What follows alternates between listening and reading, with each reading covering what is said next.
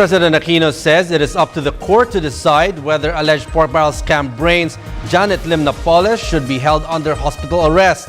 The camp of Napoles has requested that she be transferred to a medical facility from her detention cell in Santa Rosa, Laguna, after it was reported that she is suffering from an ailment.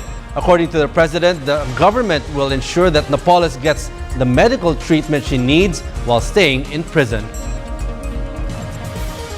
Obligasyon natin manigurado yung mga taong nakapiit sa ating mga kulungan ay pinapangalagaan ng kalusugan. Yeah? So papacheck natin kung talaga meron siyang medical na reason. Tapos at this point in time, korte magsasabi kung saan pwede siya dalhin. No? Pero nasabi ko na rin nung isang araw, yeah? Kung tinatanong na may buwabati ko sa hindi siya dapat state witness, sabi ko wala pa siya sinasabi. No? So merong ang kampo nagsasabi, bakit nga naman kailangan pang ihiwalay siya doon? Parang wala na yata yung threat sa kanya dahil nga wala siyang sinasabi. No, parang wala dapat mangamba sa kanya. So, ito po, ay lahat ng ating mga kilos sa takbangin, hinahabol natin yung ebidensya na magagamit sa paglilitis ng mga kakulang nagkasala.